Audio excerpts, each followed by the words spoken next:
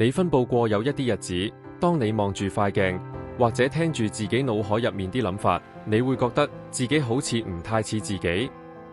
可能係有一陣好沉重嘅傷感突然襲來，毫無預兆；又或者係一種突如其來嘅焦慮，令你覺得心口好翳、好緊，但你甚至講唔出一個具體嘅原因。你試過去剖析佢，試過用理性去諗通佢，但呢啲情緒真係太大、太亂，而且完全冇辦法預測。呢種狀態真係令人好攰。嗰種感覺就似係你坐喺一架車入面，而負責揸車嘅係一場暴風雨。最無奈嘅係，情緒從來都無說明書，佢哋唔會跟住一個完美嘅時間表去行，更加唔會同你講邏輯。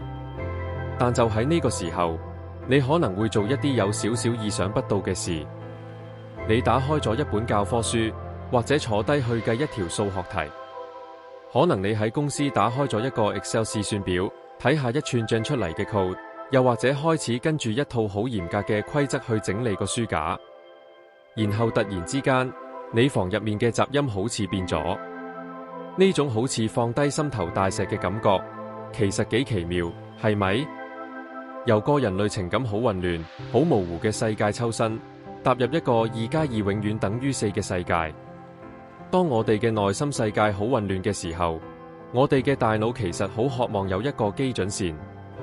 我哋需要提醒自己，喺外面嘅某個地方，規則依然有效。數學、科學，甚至係一個好有條理嘅興趣，佢哋唔需要你解釋你嘅感受，佢哋亦唔介意你今日過得好唔好。佢哋只係為你提供一個安靜而且美好得好高預測度嘅空間，等你知道每一個動作背後都有一個清晰唔會動搖嘅反應。投入呢啲主題，其實唔單止係逃避，而係為自己揾到一個所有嘢都有條理嘅避難所。不如喺度一齊深呼吸一下，諗下你自己嘅節奏。當你覺得完全被壓力或者情緒雜音襲到喘不過去嘅時候，你嘅大腦自然會去邊度揾翻個立足點？你會唔會發現自己會強迫症發作咁，抹廚房塊面，抹到條線要完美咁直？你會唔會上網睇片，研究一件機械點樣運作？定係你會喺張紙嘅邊邊不停畫一啲幾何圖案？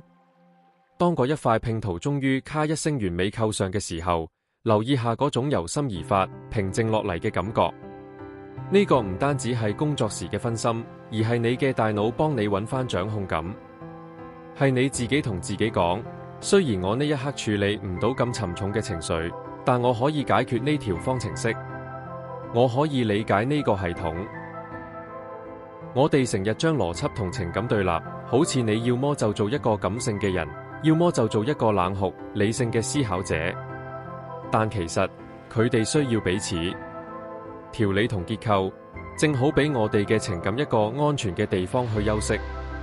佢提醒我哋，就算我哋覺得自己幾咁無依無靠，呢個宇宙依然有一啲最根本嘅真相係完全穩固唔會變嘅。所以等我哋一齊過一過聽朝早嘅測試。下次你醒落，發現自己嘅情緒又再控制住大局，當你感覺到嗰陣沉重、好難捉摸嘅大霧又再湧緊過嚟嘅時候，我想你嘗試一個微習慣，叫做邏輯矛。唔需要勉強自己坐低去計微積分，將成件事嘅起步門檻減到最低，揾一件好微小但高度有條理，而且答案係客觀不容置疑嘅任務去做。花5分鐘去做一個簡單嘅邏輯推理題，或者玩數獨，睇3段字去了解一個機械運作嘅原理，例如一隻手錶點樣行，或者一隻植物點樣將水運送到葉片。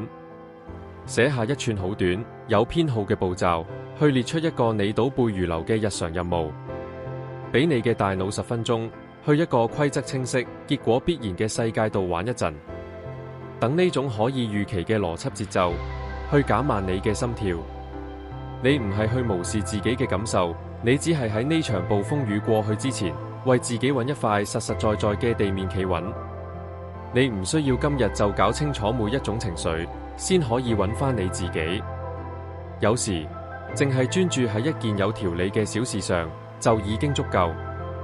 如果今日呢條片啟發到你，記得滲埋我哋喺 The Growth Journal 一齊翻開下一頁。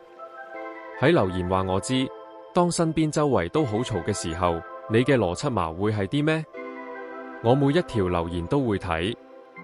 如果你覺得今日呢篇日誌帶到少少清晰嘅感覺俾你，俾個 like 我哋，就可以將呢個方向帶俾其他可能有需要嘅人。下一條片見。